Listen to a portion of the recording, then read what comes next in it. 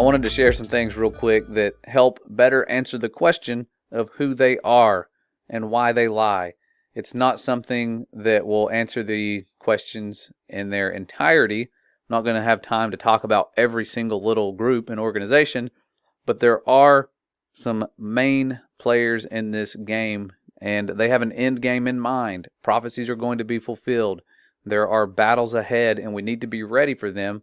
And so understanding who has lied to us and what they have changed will guide you in a better direction so that you can pray the right way, understand who the Father is, what creation really is like, what we live on, those sort of things. And so the journey is about to get weird. We're going to look at a lot of different things, and it's hard to know where to start. This is such a deep topic, and I don't want to waste time. This is to open your eyes to how serious this battle really is and who we're up against. And I want to start by looking back at some things we've already seen in another video that we've talked about with Rome, and how much the stuff we have seen looks like predictive programming. That's what we call it. Almost like these people were psychic that did these paintings, and that's not what's going on at all. They take what has already happened and they like to repeat history and put in our face the sacking of Rome, the imagery we've seen with that and that was already in existence, and they like to replicate it with their own little, what you call crisis actors. These are people, agents in place, whatever you want to call them, carrying out a mission, the divide and conquer mission as their goal, and that's why they look like this. That's why they do these things. It's not random. It's not like, oh, this guy just woke up and he wanted to wear some horns and some fur and have his shirt off. They do these things because it's in our face lies all the time, and you can get overwhelmed with it. I've seen people get overwhelmed with all these lies. I just want to expose them so that you can see how interconnected we are to ancient history, to ancient Rome, to Babylon, all of these things that a lot of the truthers have been looking into. And for those of you who didn't see that video where we broke all this down, the history of Washington, D.C. is very interconnected to Rome. And it shows that we live in significant times, that even the Pope that we have now is significant in their end game. And if you look back at the property records, of course, Rome was the original name of the place that the Capitol sits on. It was called Rome, Maryland, according to the property records. And the owner was a man named Francis Pope. And the nickname the Catholic Church gave him back then was Pope of Rome on the Tiber. And the reason that's kind of coincidental is because, of course, Pope Francis, not Francis Pope, is literally in Rome, and the Tiber River is in Rome. And so their little joke back then being played out is not a random circumstance or chance. And the fact that the oldest church in D.C. is a Jesuit church called the Holy Trinity is also not random. It is a big part of what is going on now with our given false reality. Okay, so to talk about these connections, it's quite the mind-blowing stuff. It goes deep, and I'm going to be going really fast through all of this, so bear with us. But you have, of course, here Pope Francis, and his name is not Pope Francis. That is his new title, his new name that he has acquired. And I like to thank Tony from Canada. If you're watching, this guy, I talked to him for like an hour and a half, and my brain almost exploded. He was just filling me with all these cool little facts and information, and he was telling me that the Pope's last name, Bergoglio, has the word Gog right in the middle of his name. And the reason that is probably significant, I'm not saying that it is, it could just be another coincidence. But when you look back at Revelation, and the names Gog and Magog are applied to the evil forces that will join with Satan in the great struggle at the end of time. And after Satan has been bound and chained for 1,000 years, he will be released and will rise up against God. He will go forth and deceive the nations of the world, Gog and Magog, gathering them together in great numbers to attack the saints and Jerusalem, the city God loves. God will send fire from heaven to destroy them and will then preside over the last judgment. So we have this Gog and Magog scenario, and of course, this guy here with the last name Bergoglio, could be coincidental, but he is the first ever Jesuit Pope. Why is that important and why is that interesting? Well, let's look at the Jesuit oath. And this is kind of nerve-wracking to look at on here based on how graphic it is. And I don't know what YouTube will allow with this, so I will try to censor myself as much as I can. But it starts out by talking about who they are in the presence of. In the presence of the Almighty God, the blessed Virgin Mary, the blessed Michael the Archangel, the blessed St. John, and so on. And then their founder, St. Ignatius Loyola, this guy here, you look him up, quite interesting. He was their founder, and guess who he got his approval from to found the Jesuits? Pope Paul III. What's significant about this guy and the deceptions of the world that we live on? He was in cahoots with Nicholas Copernicus. He was also into astrology. Nicholas Copernicus dedicated his heliocentric treatise to Pope Paul III. And this is the guy who approved the Jesuit order. And you see the sun symbology there. Again, it's not random. There's a reason they have the 32 rays on their sun logo. This guy's story is in itself really weird. He was one of the first ones to, actually I think he was the first one, they said, to ever have the stigmata. If you haven't looked into that, creepy stuff, not biblical whatsoever, where people start bearing the wounds allegedly of the crucifixion, and he was the first one to do that. It just sounds so demonic. It's always given me the creeps. Even when I was a kid and I heard about that, it gave me the creeps. And the Father, his goal is to set us free. He's not going to sit there and just wound us over and over for the rest of our lives. And but anyways, this is who the founder was of this movement, and he got his approval, Pope Paul III, interconnected with Nicholas Copernicus around that same time. Okay, and so I'm not going to read this because when I read it, it's almost like I'm taking the oath because they all have to read and take this oath. I don't recommend reading this thing out loud. And so when we start looking into what they will do to the heretics, to the people like us who believe differently, they say, I will hang, burn, waste, boil, flay, strangle, and bury alive those infamous heretics, rip up the stomachs and wombs of the women, and crush their infants' heads against the walls. Oh my God, it's so hard to read. In order to annihilate an execrable race.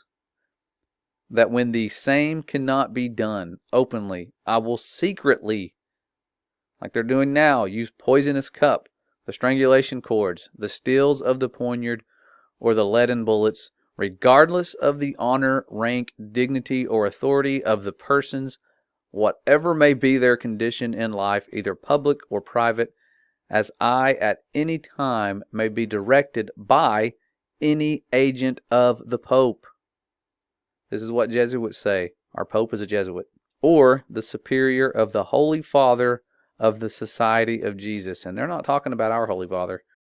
In confirmation of which I hereby dedicate my life, their life, which your life is your soul, and their corporal powers, and with their dagger, and they have a dagger placed against their heart.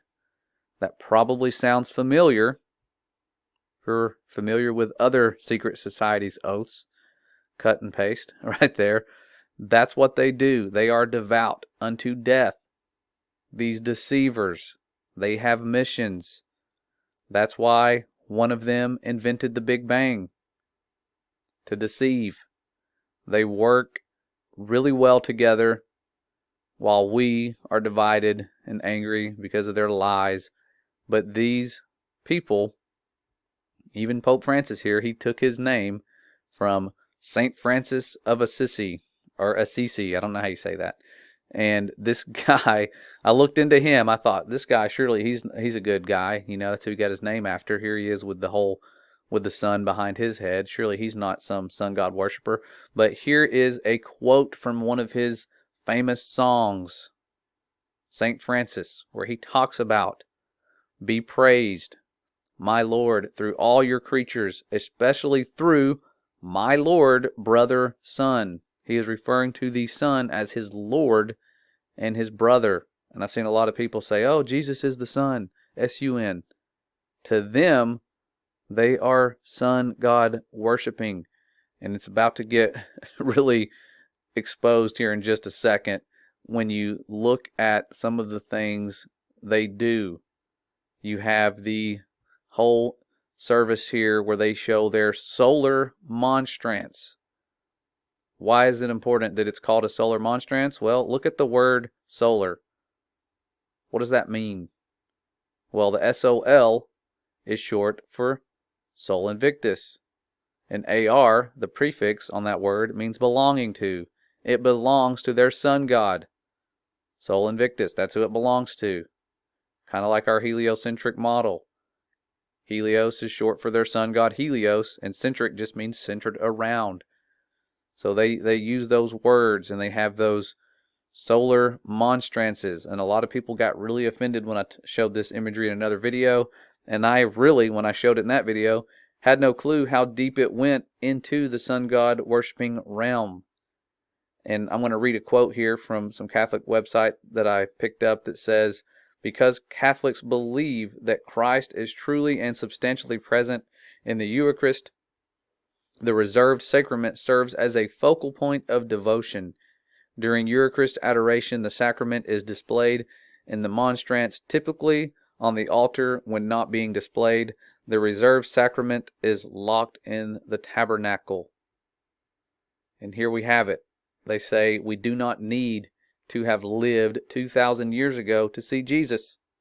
To have him in our presence, we only need to gaze upon this graven image, consecrated host, inside the luna.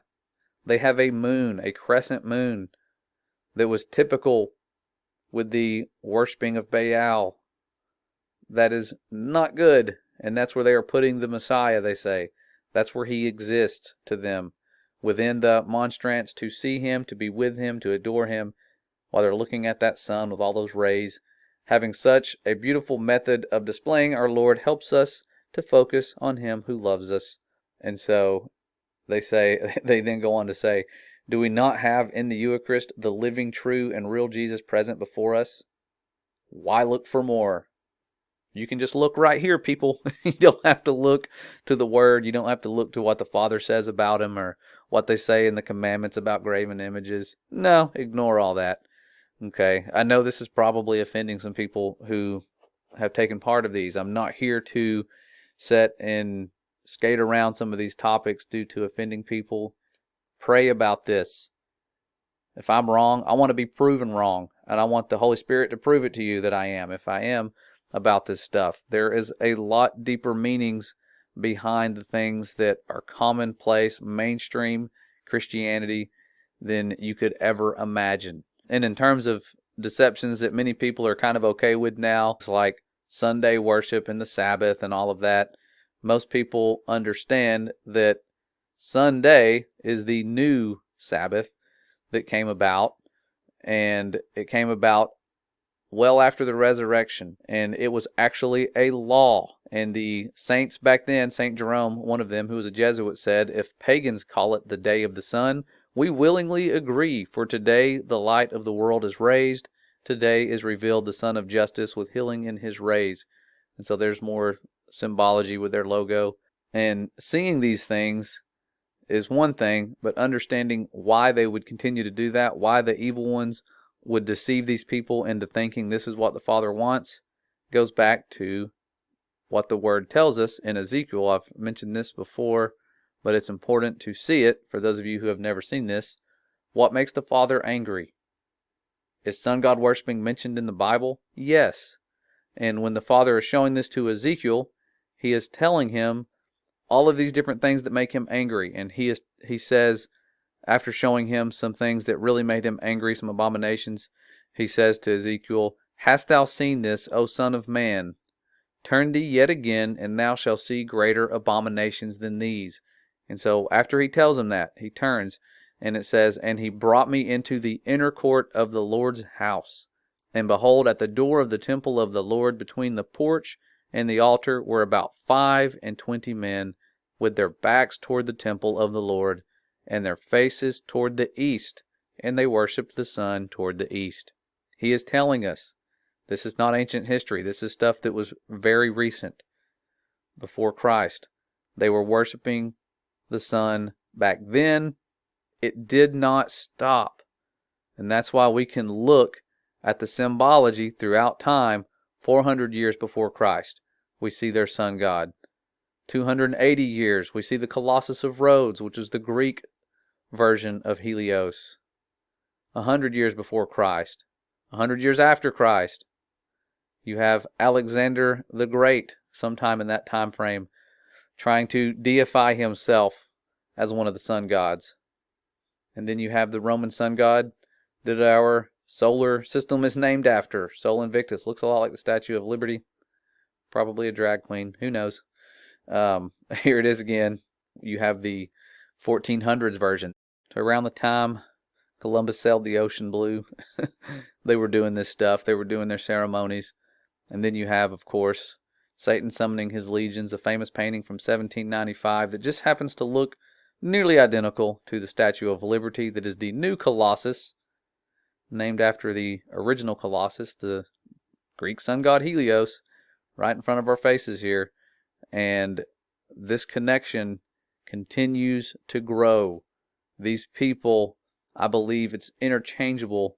This figure here, Lucifer, the light bearer, Helios, a lot of the stuff you see now, like these guys, little comic relief. Somebody brought that up that, man, those statues look a lot like the Island Boys. And pray for those guys. I heard one of them talking. It was sad. He said he sold his soul, and ever since he's been miserable. Why is it? Because this world cannot offer us what the Father can. Your soul, your spirit, you know that. Once these people sell out, they become extremely depressed and miserable. It's not worth it. To gain the world and to lose what the Father can give you, eternal life, is the worst decision you could possibly ever make. And so the connections keep growing from there until you get, of course, to modern times, where we have things like the Apollo missions, the deceivers really solidifying their model of creation with this. And guess what? This is a sun god. Apollo was a sun god. And he's the twin brother of Artemis. And Artemis is the new moon mission. There's no coincidence that they would put the face of the false god that they named their mission after right there in this yellow moon. I don't think I've ever seen the moon that color. The moon changes all sorts of different colors. It is a perfect little clock above us and a calendar, and we can predict what color it's going to be, allegedly based on how the atmosphere is going to be affecting it on a given day, when that is bogus. This thing is a perfect timepiece for signs and appointed times, and that's why we can tell, 100 years from now when there's going to be a blue moon or a blood moon. We know these things because it's mathematical. It has nothing to do with the weather and the atmosphere around the world. It may have somewhat to do with it, but it is mathematical and easy to predict if you can just follow the patterns. And they understand dates and how they work quite well. And so it's not coincidental that they would name their missions after these sun gods, and that we would continue to see them showing up in all of the coins where people like Constantine, someone that people think was just so noble, and he helped make Christianity what it is today. This guy was very evil in his intentions in merging Christianity with paganism and a lot of the things we have now. That's why you see him on a coin with the sun god here. And he had a alleged vision where the sun god Apollo guaranteed him a 30-year reign. And so he wanted to put himself on a coin with the sun god. And of course he's in front of the sun god here because he wants to be somewhat immortal here. And that is where you get the current situation where most people, including myself, grew up following the patterns that were set about the Sunday worship. Most of you know that, of course, Sunday is not Sabbath. It is the new Sabbath. And the ruling of that didn't just say, oh, well, hey, you can observe Sabbath on that day if you want. It became a law. You were not allowed to rest and Judaize on the traditional Sabbath. And so those things a lot of you were kind of on board with and understand why it happened, who was behind it, and these powers that shouldn't be are working together and keeping these secrets. And they aren't keeping secrets because they are planning some surprise party for you guys. That'd be nice to be like, hey, it's 2022, guys. We've been holding this secret for a long time. We're going to take care of you. No, that's not going to happen. They do these things. They have these oaths that are extreme. That sounds extreme to some of you. I don't think many of you would make that type of oath to where if you break the secrecy, you're going to have some of the things done to you that it says there. This is a devout group of individuals. We aren't wrestling with just individual flesh and blood people. They are being influenced by powers of darkness, the same ones that have deceived the world time and time again. And you can look throughout biblical history where there are times that maybe only one family or one person was really awake. We kind of feel alone when we know that we're all spread out, it seems like, and they're trying to persecute the elect and say that it's for medical reasons and safety. And I know many of you are affected by what's going on now. And so it's time to really ramp up in our spiritual warfare and really spend time with the one who loves us, the one they're trying to keep us from, the one they are altering his appointed times, trying to get you in the Christmas spirit, the team spirit, the shopping spirit, you name it. They want to get you in every spirit except for the Holy Spirit. And it's time to make that change and not get caught up in those pagan practices and figure out what those pagan practices are and do away with those worldly ways. It's not easy. You know, you'll get some heat from the family who's like, what's wrong? This is about Jesus. We need to do that.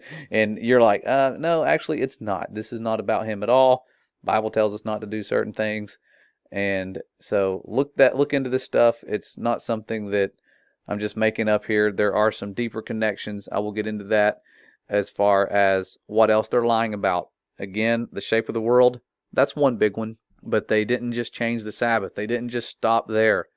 There was a message being preached that they could not stand. The enemy could not stand. They thought that killing the Messiah would do away with a lot of their problems, and it really amplified it, made it worse, because that empty tomb did not lie, and there's a lot that had to happen. They were desperate, and so they changed his image, and it goes beyond just putting up these little fancy sun god looking things and saying, that's where he is, look here. You know, it goes beyond that. And I wanted to show you some of the interconnectedness of these deceivers and how devout they are when you look at their oaths and what they are carrying out right now. And so finding out who they are, a lot of people think that it's all about these different secret societies and people keeping this wisdom, and that's partly true, but that wisdom and that knowledge comes from somewhere. In this battle that we're in, like the word told us, and we've seen this verse many times, that it's not against flesh and blood. So we're going to be looking at the spiritual aspect of this warfare because that's where it originated. We're going to go all the way back to creation and then start moving forward from there. So it's going to be some deeper subjects in terms of the spiritual realm. But the word, I'm going to read this verse real quick. It tells us that we wrestle not against flesh and blood, but against principalities, against powers, against the rulers of the darkness of this world, and against spiritual wickedness in high places. Most of us heard this verse growing up and how to protect yourself by putting on the whole armor of the Father. However, we didn't know how serious this spiritual warfare was because, for the most part, I know I'm speaking for myself here, I had no clue what these powers of darkness were, where they got their wisdom, what their plans were, and how much they had deceived the world. And waking up to the truth about creation and how well the powers of darkness have hid it from the entire world really opens your eyes to the fact that they are desperate and they are actually quite wise. And so, where do these powers of darkness come from? We have to analyze that because there is no way mankind could do the things they're doing on their own. We don't live long enough to figure that much out. The people who are doing this are working directly, hand in hand, with the influences of these powers of darkness. That's why the oaths that we looked at in part one were so serious. These things show you that they are binding themselves. You even see the word binding right here to these penalties if they are to break their secrecy and become one of us. It's a serious offense.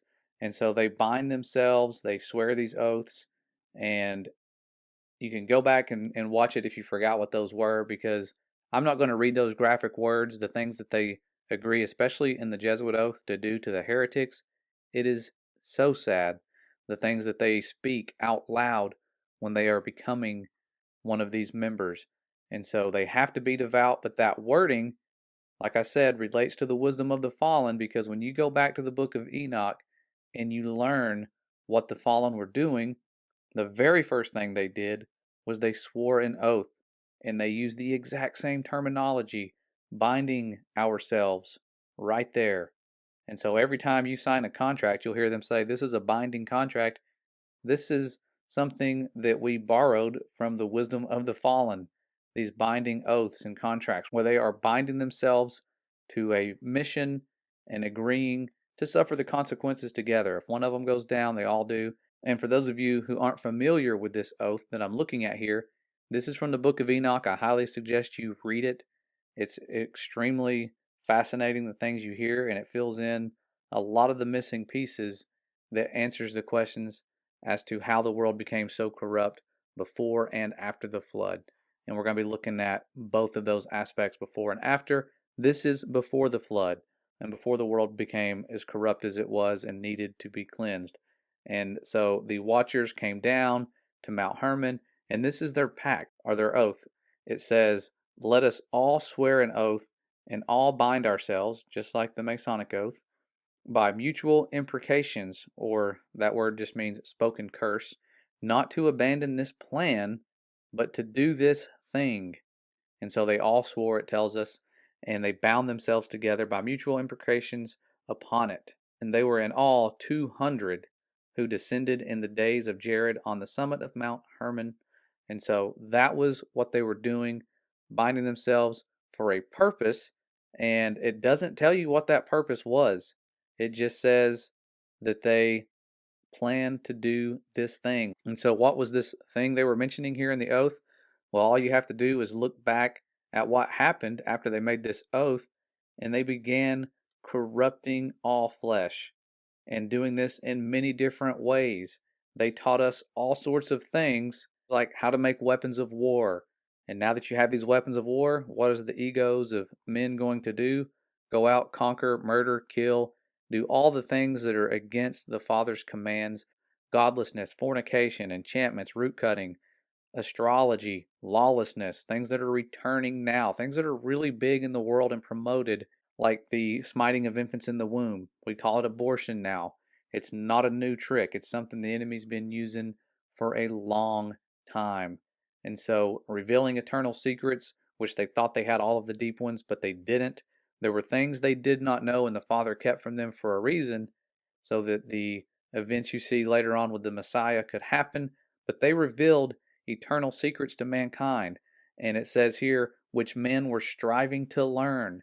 They wanted to know these things. When you look at the New Age religions and things going on now, people are wanting to learn that. They see it as this great wisdom, and it is wisdom, but it's the wisdom of the fallen, and it's meant to cause you to perish. It is not good for you to be lured in by that. But just like in the garden, that cunning serpent knew how to get Eve to break what the Father had commanded them. And what was it about the lie the snake told that made them want to eat of this fruit? Well, it was that same wisdom luring them in. You're going to be wise if you do this. And the serpent even said, because God knows that in the day ye eat thereof, then your eyes shall be opened, and you shall be as gods, knowing good and evil. So this was that lure, pulling you in. Oh, you're going to be so wise. You're going to know good and evil. Right now, you just know good. And so that tempting was there. She gave in, and then Adam gave in. And in that day, he died. And I remember reading that and thinking, you know, Adam didn't die the next day. He woke up, and he moved on. He had kids. All these things happened. He didn't die that day, so why did the Father tell him he would if he ate of this fruit? Well, Jubilees, just to give some of you an answer that have had that same question, in chapter 4 answers this really well. It says, and he lacked 70 years of 1,000 years. This is when he died. So when he died, he lacked 70 years of 1,000 years. For 1,000 years are as one day in the testimony of the heavens. And therefore was it written concerning the tree of knowledge, on the day that ye eat thereof ye shall die. For this reason he did not complete the years of this day, for he died during it. To me, that makes a lot of sense. So he did not complete that day. And if you look at the timeline we're on now, with 1,000 years being a day, or a day 1,000 years, it's interesting because we're approaching the seventh day, which is significant if you've read the creation story. So, a really cool way to look at it there. But that was sort of the first downfall of man. But the wisdom of the fallen we're talking about comes from those watchers, and they corrupted the entire world. Like we said earlier, we needed a flood. And I say the entire world, there was Noah and his family. Those were the only ones that made it out. And so, how did that wisdom of the fallen return? You have a flood, clean start, everything should be good, right? I would think so. However, there are several ways the wisdom of the fallen returned, and one of those has to do with what they produced when they were here. Because when they were in the world and they were disclosing these things, they taught them to their sons. Who were their sons? That's a big deal. So we're going to take another look back in the book of Enoch at what it tells us they did around the time they were making the pact that we looked at. It says, and the angels, the children of the heaven, saw and lusted after them, talking about women, and said to one another, come, let us choose wives from among the children of men, and beget us children. And all the others together with them took unto themselves wives, and each chose for himself one. And they began to go in unto them, and to defile themselves with them. And they taught them charms and enchantments and cutting of roots, and made them acquainted with plants. And they became pregnant, and they bare great giants. And so that right there is referencing their sons. This becomes what would later be called their beloved, but it says their sons, as a punishment for what they did when they corrupted the world, would have to slay each other. And so it says here, and when their sons have slain one another, and they have seen the destruction of their beloved ones, talking about their sons, their beloved sons, bind them fast for 70 generations. So the fallen were to be bound up, and it says, in the valleys of the earth till the day of their judgment, and of their consummation till the judgment that is forever and ever is consummated. So they were bound up. That's why I was asking the question, how did the wisdom return? Well, they taught their wisdom to their sons. What happened to their sons? I thought they just killed themselves and destroyed each other. Sort of Rob Skiba called it a clash of the titans. And it's what a lot of Greek mythology is most likely based on, the clash of these titans here. So these giants who were produced from the spirits and flesh, it says, shall be called evil spirits upon the earth, and on the earth shall be their dwelling. Evil spirits have proceeded from their bodies because they are born from men and from the holy watchers is their beginning and primal origin. They shall be evil spirits on the earth. So when you hear about these evil spirits tormenting mankind, that's their origin. They are angry. Their punishment was to slay each other in this battle while their parents watched them. And so they went from being these massive, destructive creatures to now destroying each other, and then their spirits lived on. And when it tells us what these evil spirits actually do now, it says, and the spirits of the giants afflict, oppress, destroy, attack, do battle, and work destruction on the earth, and cause trouble. They take no food, but nevertheless hunger and thirst, and cause offenses. And these spirits shall rise up against the children of men and against the women, because they have proceeded from them. They are against our Creator.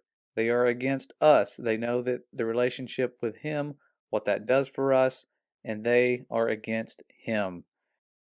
And so, after seeing the goals of these evil spirits, it makes sense, given that they were teaching these secret things by the Watchers, that they would continue on that legacy. That's why right now we're seeing the corrupting of all flesh 2.0, because that same wisdom is being shared. You can see it with creation. When you compare the two, the wisdom of the fallen is still there, and it is a lie. It's the wisdom that eliminates the Father and the Son. And we were warned about that when we look back at 1 John. It tells us exactly the goals of these spirits of the Antichrist. There was many of them back then, it says, and they essentially deny the Father and the Son. So that's their goal. We know where they get their wisdom. And so the best way in the modern world to deny the Father and the Son is to replace them with a big bang, some sort of random accident, eliminating the Father's creation model, trying to eliminate Him. And you think, this globe could be this really miraculous model. I mean, it's a pressurized ball in a vacuum. Yeah, that's pretty cool, but the story they give behind that, the words that they use to name that model, the numbers that they have buried deep within it, all of these paint a different picture, because the Word, according to the wisdom of the Father, our world is created. It's immovable. It has a firmament that's mentioned as the only structure that took an entire day to create. And it's the second day of creation. It's a big deal. And so all of this wisdom and the contrasting wisdom is why these unclean spirits would use people who are devout, taking oaths, just like the Watchers did. They learned from them. They saw that. They have copied that. And so that is why all of the things you see with these secret societies is the way it is. It's a secret, and it's not for your good. I just happened to stop by the Georgia Guidestones the other day. It was on my way home, and my wife saw a sign and said, "Hey, it's only 8 miles away. Let's stop by there and look at them." These things, as you can see, it looks like they do blood sacrifices here. They tell you the plan that they have in plain sight. That's why everybody freaks out and goes there. But up until recently, no one knew who made these things, who set them up like that, who funded it. Well, it was secret societies. Two of those secret societies are known. One of them happens to be the Masons, the other was the Rosicrucians, and they all share a same goal according to these stones, because they are wanting us to maintain this population of under 500 million, which would involve them doing a lot of destruction to get there, and that's why people freak out when they see these things.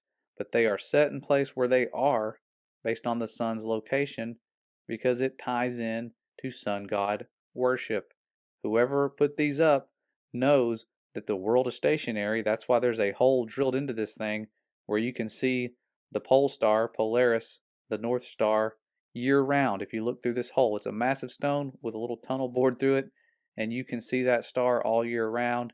And the sun, which is part of that perfect clock set in place at creation in the firmament, is going around and showing us noon every day of the year based on how they set this thing up. It's really crafty how they did it, but they are, again, are using the wisdom of the fallen to plan these things, to do these things. And like my dad says, they might be able to set these stones up, but our Father has the last say. He wins in the end. He gathers us up, and His Son will return yet again. And so before that happens, there's a lot of things that are going to go down. The spiritual warfare is going to increase. I'm hearing from a lot of truth seekers that it is just ramping up in their lives. They are getting discouraged. They are under full blown attack. We've experienced some of the same things here. That's why it's taken us so long to get part two out. But the persecution is not that bad yet where we are. I know it's going to get worse. Just take joy in that. It's hard to say that. But the warfare is real. And these powers of darkness we were told about are doing the things that we were warned about. And That is why we see the things we see when we look at those who rule over us. They put those symbols everywhere. And like the book of Jubilees told us in the very beginning, that they will make to themselves high places and groves and graven images, and they will worship each his own graven images so as to go astray, and they will sacrifice their children to demons and to all the works of the error of their hearts. And so they have done exactly that. They even call the place where all the world powers go Bohemian Groves. It is a grove. They're graven images. They even put those graven images in the layout of their domains where they rule over the rest of us and create these phony titles and powers and authorities that everybody submits to. But they do things the way they do for spiritual reasons. That's why there's a broken pentagram right there in the middle of DC. I hate even having this stuff up on the screen because it is demonic. It's of these unclean spirits. That's why they do what they do. That's who they are getting their wisdom from. And that's why when you see the world powers agreeing on something peacefully, it's always something that keeps us in their lies and our minds separated from the truth.